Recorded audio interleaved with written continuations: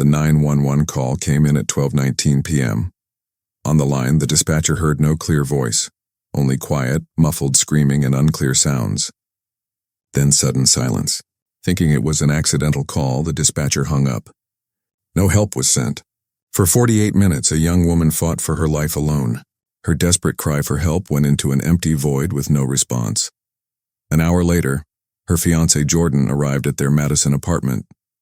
A frightening feeling seized him when he saw the front door's broken lock, splintered by violent force. Inside, a scene of unspeakable horror waited. He found Britney unresponsive in a massive amount of blood. Her body was already cold. Police arrived just minutes later, confirming Jordan's worst fears. Britney, a lively 21-year-old student with dreams of becoming a doctor, had been brutally murdered, stabbed many times, beaten, and strangled. The immediate investigation became a confusing mystery. No valuables were taken. Her computers were left in the open. Was this a targeted attack or a random act of violence? A haunting detail came up. A 911 call from Britney's phone just an hour earlier had been painfully ignored. The search for a killer began, but the shadow of a system failure, the deep question of why no one answered Britney's dying plea, would forever haunt the fight for justice. Before diving into the story, don't forget to subscribe and hit the notification bell to stay updated with the latest stories. In 2008, 21-year-old Britney Zimmerman was living her dream college life. Before that, she had been a typical small-town girl from Wisconsin with huge, ambitious dreams. By the time she graduated from high school in 2005, she was already well on her way to accomplishing those goals. She had worked with her guidance counselor since freshman year to carefully map out her future, genuinely hoping that one day she could make a big impact and help people. Britney's long-term goal was to become a doctor. While she understood that the path would be incredibly long, difficult, and tedious, she was fully prepared for the challenge. She held a strong interest in diseases, and her ultimate dream job was to work at the Center for Disease Control in Hawaii. However, getting accepted into good colleges and even better medical schools required more than just careful planning. Throughout high school, Britney kept herself extremely busy with various after-school activities, a commitment that helped her stand out among other applicants. She was a member of the Spanish Club, the school band, and the National Honor Society. On top of all this, she always made time to volunteer at the American Cancer Society Hope Lodge. She knew that achieving her life's dreams would require constant hard work. After graduating from high school, Britney enrolled at the University of Wisconsin-Madison, located a little over 2 hours from her hometown of Marshfield. She chose to major in immunology and microbiology, and her academic skills were evident when she made the dean's list during her first 2 semesters. She was indeed a very intelligent student. While Britney adjusted to the bustling unpredictability of college life, one constant remained: her boyfriend, Jordan Gonig. They had known each other almost their entire lives and had officially started dating in high school. Their relationship had always been serious, so Jordan eventually transferred to the same college to be closer to Britney. The two then found an apartment together in downtown Madison. It was an ideal setup for college students. Being off campus offered them more privacy and freedom, yet close enough for an easy commute to school. Regarding their apartment and safety, Britney was always quite safety conscious. She carefully kept all doors and windows locked and maintained a sharp awareness of her surroundings. The area where she and Jordan lived, while not dangerous by nature, did have some issues with the homeless population. Both were well aware of the potential risks of crime in the area, always locking their cars, their front door, and their windows. This carefulness was considered standard practice for residents in any larger city. Britney made every effort to be mindful of safety, but at the same time, she refused to let it overshadow her desire to live life to the fullest. To say she lived life to the fullest was an understatement. She was as busy as anyone could be. She was an active student tackling a very challenging major, had many exciting things happening in her life, and also worked a job. Jordan had proposed, and they had begun planning their dream wedding in Hawaii. It is widely understood that not every college student has the luxury of attending school without also working. The financial realities often require both. Whether Britney couldn't afford not to work or simply chose to work out of ambition remained unclear. But she secured a job on campus in the registrar's office. During her time there, Her strong work ethic made her stand out to both her coworkers and her boss. Her dedication suggested she was not merely there for a paycheck, though the need for income is a common reason for many. Rather, she always went above and beyond in all her tasks and genuinely enjoyed her work. Her responsibilities involved documenting student records, organizing them by scanning, and then filing them away. It was a rather tedious job, one that many found unappealing, but Britney always wore a smile and never complained. She even created an entirely new system for organizing documents, an initiative greatly appreciated, given that such initiative is not commonly seen in many workplaces. Britney was consistently described by everyone who knew her as an extremely positive person, one who approached everything with an optimistic glass-half-full attitude. When she learned the extensive and difficult nature of a pre-med path, she simply brushed it off, confident in her ability to navigate it. She also knew she wanted to marry Jordan and eventually have children with him. She recognized that her rigorous education might complicate things in the short term, but she never dwelt on these concerns or had negative energy. Instead, she trusted in herself and her belief that if she wanted something, she would make it happen. In the spring of 2008, Britney decided to take a semester off from work due to the demanding and time-consuming nature of her classes. Given her well-known drive and work ethic, the difficulty of these classes could only be imagined if even she felt compelled to lighten her load. Her absence was a significant loss for the office, but her academic progress was undeniably more important. That spring, she diligently attended all her classes and worked hard to stay on top of everything. It had been a challenging semester, but as April drew near, the end of the term was in sight, and everyone, including Britney and Jordan, was scrambling to complete last-minute studying and assignments. On April 2, 2008, Britney attended her morning class on campus, which ended at 11:09 a.m. She and a friend stayed afterward to speak with the professor, seeking help with final papers and exams before leaving the building. Once outside, Jordan, who had spotted Britney and her friend from a nearby balcony, called her on her cell phone to chat. After their conversation, Britney decided to head back to the apartment to study.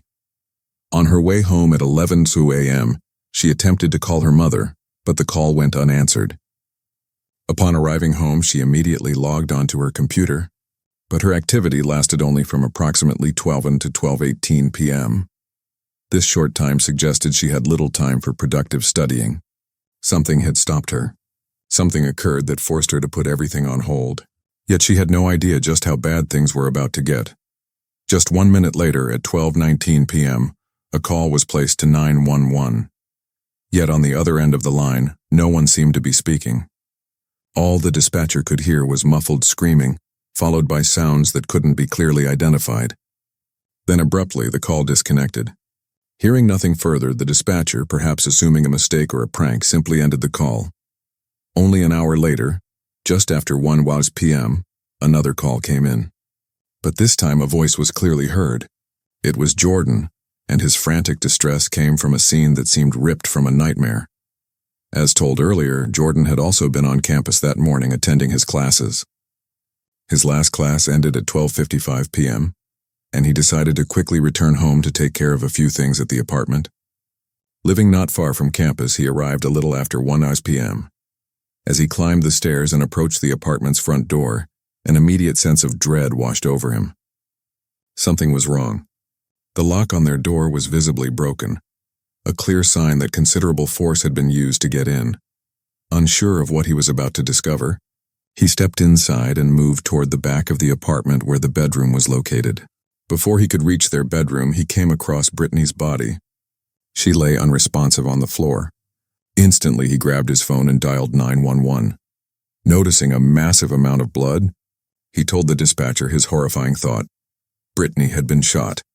While still on the phone, he was told to check inside her mouth for any blockage to her breathing.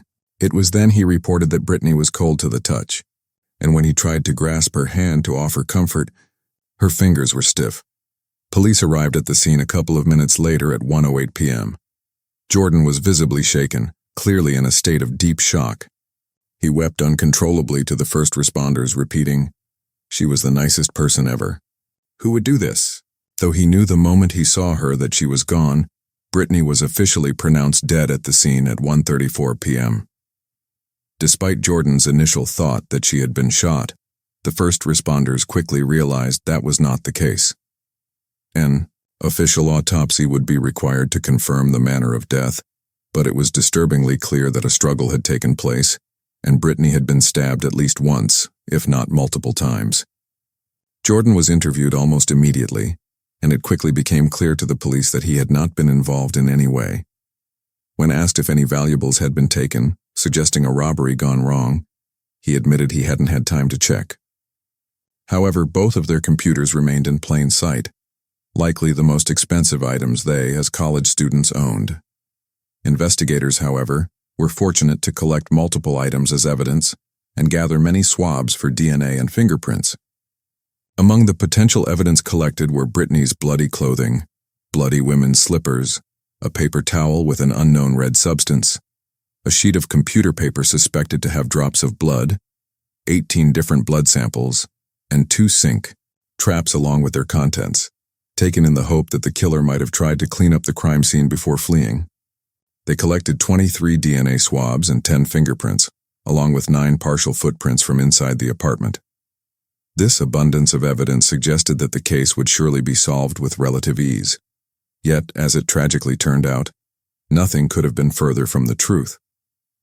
Despite the apparent lack of stolen valuables with the door forced open, investigators still suspected some form of robbery. There had been a significant wave of break-ins in the months and weeks leading up to Britney's death, many attributed to members of the homeless community. As a result, investigators began looking into homeless men in the area who had recent encounters with the law. During the initial weeks of the investigation, detectives remained notably tight-lipped about any updates, even to Britney's family. During that time, the autopsy results came back, confirming that Britney had died from complex violent murder, which included multiple stab wounds and strangulation. Furthermore, she had been beaten, and nearly half of the stab wounds had been directed at her heart. The pressing questions now were, who would commit such an act and why? And where was this murderer now at large? As could be imagined, word quickly spread around town that multiple homeless men had been interviewed, and rumors began circulating about whether Britney had been too nice to the homeless. A noticeable controversy gripped the city at the time, as it was seen by some as being overly liberal in its approach to the homeless community, even putting in place policies to help them. The Capitol basement, for instance, kept an open door policy daily, granting individuals access to shelter, however brief. And every Sunday, the city hosted free community meals, no questions asked. Residents in the area were conflicted. Some argued there were not enough regulations, while others believed existing policies had gone too far. Some people claimed that the neighborhood where Britney and Jordan lived was well known for homeless individuals approaching doors during the day, asking for money, or even, in some cases, simply walking into homes if doors were left unlocked. Law enforcement made it very clear that repeat offenders within the homeless community were under investigation, alongside individuals with no prior record. Authorities were convinced that Britney's death was the result of one such person coming to her door to ask for money. Just a couple of months before Britney's murder, another incident had occurred in town, one eerily similar which only heightened the community's unease. On January 28th, 31-year-old Joel Marino had been at home speaking with his grandmother to wish her a happy birthday when the call was abruptly cut short. Someone had entered his unlocked door and stabbed him to death. Joel had suffered 2 stab wounds to the stomach and even tried to reach the nearby hospital, mere yards away, before he ultimately collapsed in an alley and tragically passed away. Police investigated over 175 tips, looked through more than 3,000 mugshots of potential suspects, and identified 200 suspects. A $30,000 reward was offered for any information leading to the arrest and conviction of Joel's murderer. Yet the case remained open and unsolved, even by the time Britney was murdered. Here were 2 separate murders within months of each other. Both victims were inside their homes, places where safety was expected, when someone unexpectedly entered. Both individuals were then stabbed to death. Was this community facing a possible serial killer? The fact that investigators shared little information fueled the public's worst fears. People began locking their doors and carrying weapons, feeling unsafe even within their own homes. Furthermore, the previous summer in 2007, another college student named Kelly Nolan had vanished after a night of bar hopping. Her body was discovered 16 days later in a wooded area. Investigators believed she had been kidnapped, taken there, and then killed. By the time of Joel and Britney's murders, that case also remained open and, as could be imagined, unsolved. To this day, her family continues their search for answers. With 3 unsolved murder cases in under a year, residents began to question the abilities of local law enforcement, particularly after learning that Britney had made a 911 call before or even during her murder. That part of the story had been quickly passed over, so a more detailed look at Britney's call was needed. It was known that Britney had been on her computer from 12 or noon to 12:18 p.m., and then a mere minute later, at 12:19 p.m., she had made that 911 call from her cell phone. The 911 dispatcher, a veteran operator, initially told investigators that nothing had been heard on the other end of the line. The dispatcher claimed to have asked repeated questions that went unanswered, and then when the line went dead, ended the call. During the first 2 weeks of the investigation, the operator maintained that a callback had been made, and that 2 men had answered the phone, claiming they had called by accident and did not need help. This, it would later come out, had been a complete lie. The dispatcher had indeed made a callback, but it was to a different phone number entirely. No callback was ever made to Britney's phone, and the dispatcher never sent police to investigate, despite the police station being literally blocks away from the apartment. It was not until 48 minutes later that police actually arrived, and that was only because Jordan had made his desperate call. The entire community, the media, and Britney's family and friends were utterly outraged that police had never been sent to the apartment. They felt as though Britney had followed every correct procedure taught from a young age for situations of trouble, and yet she had been failed in every possible way. No one came to help her until it was far too late. The dispatcher had clearly broken policy by failing to call her number back and by not sending an officer to check. The dispatcher, however, argued that police only did follow-ups for calls coming from a landline, not a cell phone, which, as was remembered, was how Britney had called. Such a distinction struck many as nonsensical, particularly given the year 2008. To tell the public that police would only respond to calls from a landline but not a cell phone seemed jarring, and, to some, bordered on unprofessional. The distressing thought remained. If police had been sent during the phone call, Britney's killer might still have been in the apartment, and Britney herself might still have been alive. Instead, she lay on the floor of her apartment for 48 minutes dying alone, no doubt hoping and praying that at any moment, officers would burst through the door to save her. They had received her call, but nothing came. What proved most controversial in this entire ordeal was the apparent attempt by authorities to hide the truth about the call. They refused to release the recording, saying that doing so would hinder their ongoing investigation. Public outrage, to say the least, was immense. The community was expected to simply trust and believe that the operator had heard nothing on the call and had acted in good faith, deeming it a routine hang-up or accidental dial. This official story was fiercely criticized by Joel's parents, who spoke openly about the perceived lack of care in handling both cases. Joel's father told the media, "The county and city are more interested in fighting with each other and protecting egos than solving crimes." Joel's mother, in her desperation, emailed the state attorney general, begging him to take over the investigation. 4 media outlets ultimately filed a lawsuit against the county for its refusal to release any information about Britney's 911 call made by her fiancé and other related documents. By this point, it was undeniable that inconsistencies existed, as many conflicting statements had been made regarding what exactly was heard during the call. The lawsuit, however, saw no further movement until a year later in 2009, when all documents, except the actual 911 call Britney made, were released. Nevertheless, a transcript of the call was provided, and it clearly revealed clear signs of a struggle. It also showed sounds that should have undeniably prompted the operator to send immediate help.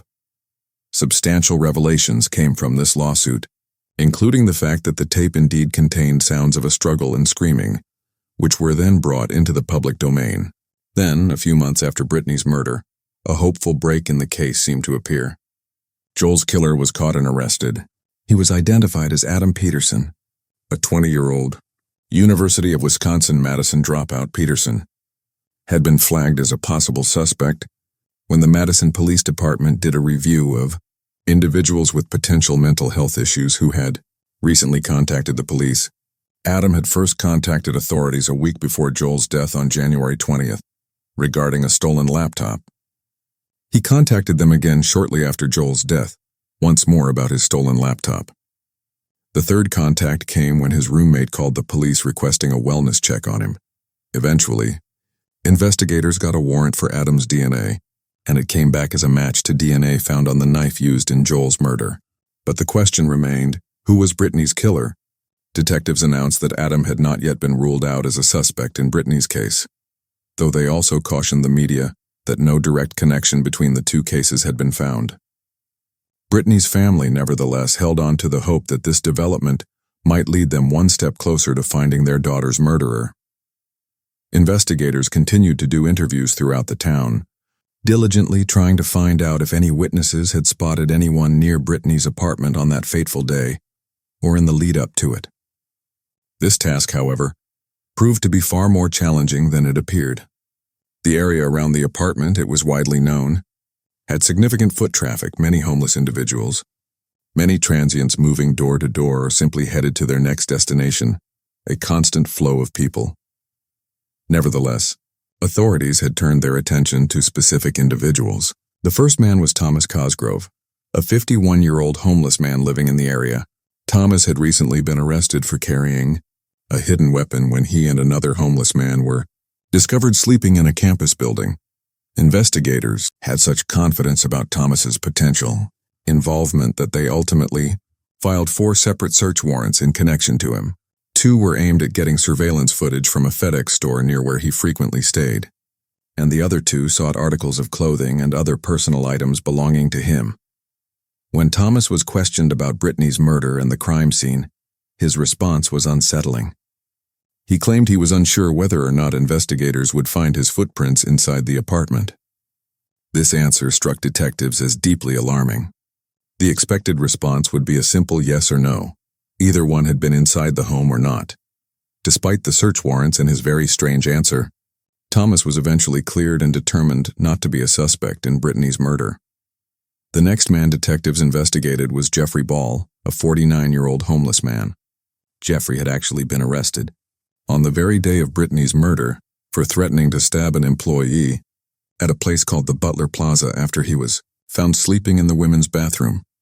Not only had he made direct threats about stabbing someone, but he had also been found with a bloody knife in his possession. Search warrants were filed to get his DNA and other potential evidence, but eventually, he too was cleared and ruled out as a possible suspect.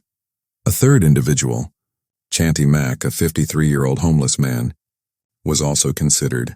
Chanty had been arrested a few weeks after Britney's death on May 5, 2008, following an altercation with another homeless man. A search warrant was filed for his DNA because witnesses claimed to have overheard him bragging about being the one who had stabbed Britney. He denied the claims, however, and this lead ultimately went nowhere. Yet another name came up a couple of months into the investigation, David Call. Witnesses came forward and told detectives that David had been seen in the area. He too was a homeless man within the community, possessing a notably sketchy past and quite a few run-ins with the law. He had been a heavy drug user his entire life, had faced trouble for drunk driving multiple times, and carried a history of convictions. When David was interviewed by police, he admitted to having been in the area on the day of Britney's murder. He stated he was engaged in scamming local students and younger people, telling them he needed $40 for a flat tire, but in reality, he used the cash to buy drugs.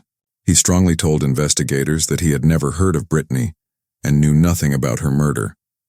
With only witnesses placing him in the area, his name, like the others, was put on the back burner. Then, in December of 2008, an inmate at a prison where David had recently served time gave police a rather interesting piece of information. David had confided in him, expressing worry that investigators would find his fingerprints around Britney's throat and on her body. This was undeniably an alarming piece of evidence to hear. However, DNA technology at that time was not as advanced as it is today, and investigators had not yet found a match. They had diligently done everything correctly in terms of collecting as much DNA and evidence from the crime scene as possible, a stark contrast to many cases where initial efforts are mishandled. Here they had an abundance of material to work with, yet nothing matched any DNA in the national database. It felt like a cruel, drawn-out waiting game. Unfortunately, a very long road lay ahead for Britney's family in their relentless fight for justice. The agonizing lack of information about what had happened to their daughter did not end in 2008. In 2010, Jordan filed 2 separate lawsuits against the authorities he believed had mishandled Britney's 911 call. He argued that their negligence had caused him severe emotional distress after he discovered his fiancé's body. Unfortunately, a court dismissed Jordan's case, stating that only family members related by blood or marriage would be legally able to file such a suit. Despite their engagement and wedding plans, he legally did not qualify. Also in 2010, Britney's parents, Jean and Kevin, started 2 separate lawsuits. The first was directed against the owners and management of the apartment building where Britney lived. They argued that violations of building codes had allowed the killer to break in through the front door. The second lawsuit was filed against the county, claiming that the mishandling of Britney's 911 call had ultimately resulted in her death. A settlement was eventually reached against the county. They agreed to put $55,000 toward the reward for finding the killer, and also to give $2,500 to Britney's parents for their legal fees. With this, both sides agreed not to discuss any details of the lawsuit with the media. The lawsuit against the apartment building was also settled out of court, again with both parties agreeing to media silence. It was not until years later, in 2014, that any real progress was actually made in Britney's case. So many birthdays had passed, important holidays had come and gone, and even the day Britney and Jordan were supposed to be married had arrived, all without any answers. Each milestone felt like a fresh wave of grief, and as time wore on, Britney's family began to fear that her case was slowly being forgotten. Then, on December 9, 2014, a new lead suspect was finally named in the case. This significant development happened after the state crime lab reported a DNA hit. The DNA taken from Britney's right shirt sleeve now matched the profile of someone investigators had already looked into: David Kale. David was already in prison when this information came up, serving time for his 7th drunk driving conviction. The DNA hit was both welcome and disheartening news. Welcome because there had been no new information for years. Disheartening because the DNA match was not strong enough. It was determined that with the evidence alone, there would not be enough grounds to pursue further legal action. Investigators knew that if they intended to charge David with Britney's murder, they would need more. On the very same day the DNA result came back, the detectives on the case also learned that David had been remarkably loose-lipped about his crimes while in prison, particularly with his cellmate, a man named Andrew Scouse. To their surprise, Andrew expressed a willingness to inform on his friend, but predictably, only if he received something in return. 2 days after learning that Andrew might be able to help, detectives traveled to West Virginia to meet him. He was being held in federal prison on an illegal gun possession charge. Upon their arrival, however, frustration quickly set in. Andrew merely stated that David had confessed to killing Britney, but refused to provide any details or proof, leaving them to wonder if he was bluffing. This marked the beginning of an ongoing struggle with Andrew to get what he knew. Combined with the DNA evidence, his testimony could be enough to arrest David, but first, Andrew had to reveal the details. He declared he would only share the specifics of her murder if both of his felony convictions were erased. His first conviction was a 2010 marijuana charge, but a second conviction, the federal gun charge in 2014, meant that getting it erased would require a presidential pardon, an extraordinarily long and complex process. It seemed they were agonizingly close to potentially getting justice for Britney, yet at the same time so far away. When Britney's family learned of these developments, their devastation was deep. Their hopes were crushed. Jean, in her despair, even emailed Andrew, pleading with him to speak to the police. She discovered that Andrew himself had a daughter and begged him to consider how he would feel if Britney had been his own child. Would he not do anything to see that she received justice? Andrew's response, however, was truly sickening, devoid of any empathy from one parent to another. He did not waver in the slightest, explaining to Jean precisely why he would not help until he received what he wanted. He told her that the gun collection that had led to his federal charge was a large part of his life, and that if the conviction were erased, he could get back the 29 guns that had been taken from him. He declared himself a noble man. When Jean countered, saying that a noble man would do the right thing, he shot back, "I would be willing to cooperate in any and all ways that I could if the government would give me my life back." It was deeply heartbreaking to hear all of this, and one could only imagine how crushed Jean felt, realizing there was nothing she could say or do to sway this individual, this man who held the answers, the key, yet refused to give it. The frustration must have been unbearable. Instead of trying to make a deal with Andrew, police communication with him began to fade. In 2015, he was paroled. 2 years later, in 2017, an unsealed letter from Andrew's attorney to the federal judge was released. The letter stated that the attorney had made many attempts to schedule interviews with Andrew and with the investigators, but nothing ever came of it. It also said that Andrew was now willing to testify against David for Britney's murder. Almost 10 years had passed since Britney's murder with no answers, no justice. However, this development, like others before it, was largely ignored and simply faded away. The family questioned why an arrest had not been made, or why there hadn't even been a clearer person of interest or a major break in the case. One of Britney's parents recalled Chief Koval coming to their door on her husband's birthday, 2.5 years prior, stating, "We believe we have the person responsible for killing your daughter." Such hope was all they had. Yet realistically, there was widespread doubt that the case would ever be solved, at least not with the way it was then being handled. Even if investigators had been planning further action, Andrew tragically died in a motorcycle accident in August of 2017, taking all his information and secrets with him. By that point, investigators were fairly confident that David Call was the one who had murdered Britney. He had been in the area that day, and in 2016, he admitted that he might have been in Britney's apartment the day she died, but maintained he had nothing to do with her murder. His DNA, however, had been found on her shirt. His defense claimed any DNA found on her was due to a handshake or a hug when Britney fell for his scam of needing 40. He was admitting to certain lesser things, but still not to her murder. All signs pointed to David, but again, something more was needed. David was scheduled to be released from prison for his drunk driving conviction in 2021. A prospect that absolutely terrified Britney's family and law enforcement. If David had a hunch that they were closing in on him, which by this point seemed certain, he could easily go into hiding, potentially never to be found. They needed to find a solution while he was still in prison, and they needed to find it fast. It was now 2020, and the pandemic had begun. To many, it felt as though the world had ended, with everything shutting down. For Britney's family, the world as they knew it had ended many, many years before. But on March 20th, 2020, an arrest was finally made in Britney's case. The person arrested was indeed David Call. In an unconventional announcement, Madison Police Chief Vic Wall shared the news, acknowledging the unusual times but emphasizing the message's importance. Today's message, though, is not about COVID-19 or any public health orders, he stated. It's a message that I hope will bring closure to our community and bring justice to a family. On April 2nd, 2008, almost 12 years ago, Britney Zimmerman was killed in her downtown Madison apartment. Today I can announce that criminal charges have been filed in her death.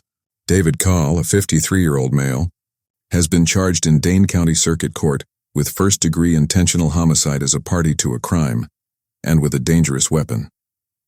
Technology had significantly advanced since 2008, allowing investigators to get that crucial DNA hit from Britney's shirt, as well as additional DNA found on her jeans, which clearly matched David's profile.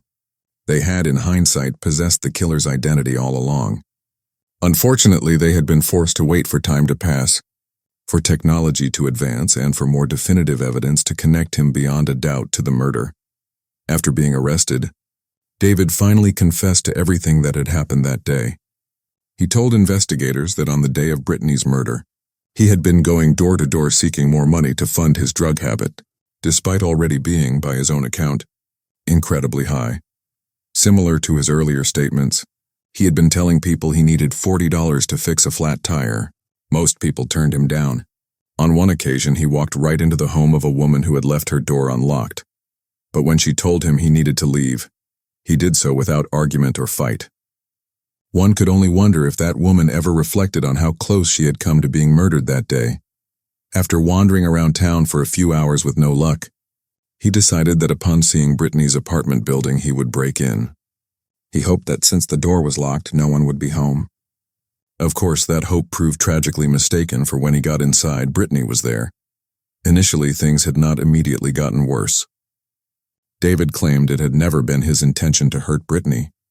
He simply wanted money. Britney, he stated, told him she had no money to give him. He said he intended to leave, just as he had at the other woman's house. But then he decided to ask if he could use the bathroom first.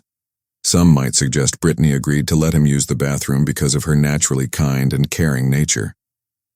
However, it was also possible that Britney agreed to buy herself time, a moment to plan an escape from the situation or to seek help. She was, after all, intelligent and, as previously mentioned, extremely safety conscious. Tragically, when David came out of the bathroom, he found Britney on her cell phone calling someone, presumably 911. He claimed it was at that precise moment, when he realized she was calling for help, that he snapped. He knew Britney was trying to call the police and was not about to return to jail for breaking into her apartment, having already spent his fair share of time in prison. According to his confession, he ran up to Britney, got behind her, and knocked the phone out of her hand and onto the floor. This explained why the 911 operator received no clear response. Britney had literally been fighting for her life and lacked the opportunity to talk to the dispatcher. Britney had done all the right things, had been on the phone with 911 while under attack, yet no one had ever come to help her. After throwing her phone to the ground, David dragged her into the bedroom, where he then threw her onto the bed, grabbed a nearby t-shirt, and began strangling her. Britney had likely lost consciousness by then. As David noted, she was no longer moving. However, he saw that she was still breathing, which prompted his horrific next step. He went into the kitchen, got a knife from a butcher's block, and began stabbing Britney to make sure she would truly be dead by the time he left. It was remembered that Jordan had found Britney's body while walking toward the bedroom, suggesting she was either in the doorway or in the hallway. David's confession stated he left her on the bed.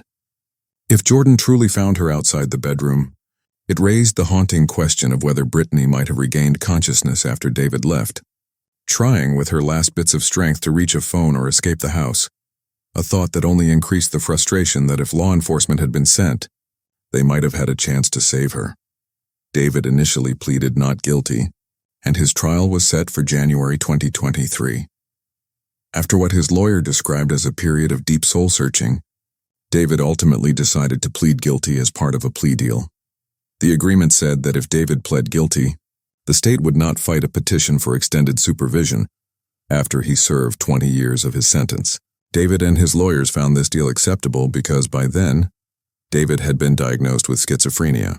His lawyers even asked that he be sentenced to life as soon as possible so that he could be transferred to a facility equipped to treat his mental illness. The diagnosis never posed an issue for sentencing or conviction because a judge had already ruled him to be competent.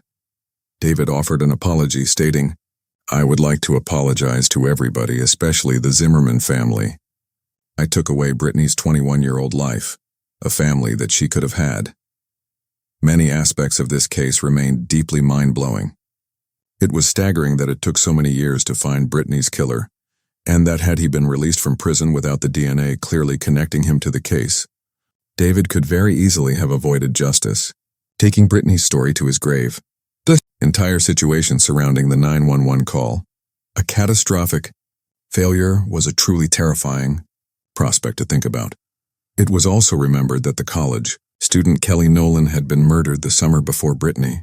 David never confessed to her murder, and nothing was ever found to connect him to that case, but her family continued their search for answers and their fight for justice to this day. Britney would likely have been a doctor by now. Her family had no doubt that she would have been married and filled her home with many children and cats, which were her favorite pets. Her mother reflected during the pandemic that Britney would have been an immense help, as COVID-19 was precisely the type of disease Britney was passionate about curing. One image remained vivid, that of a beloved daughter who had a lifetime ahead of her. Photos showed perhaps the last glimpses of her, including one from her birth and another with her younger brother, Matthew. The thought lingered about that phone call Britney made to her mom just before everything happened. One could only imagine Jean's heartbreak, knowing her daughter likely died just 30 minutes after trying to reach her. Perhaps they would have chatted for a few minutes and the outcome would have remained the same. Perhaps nothing could have changed what happened that day. Yet it was still deeply upsetting to know that final call was missed.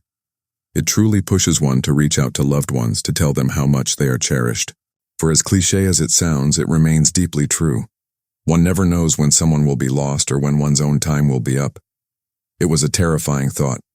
Just that morning, Britney had been so happy, so full of life, stressing about things that would hold no meaning just hours later.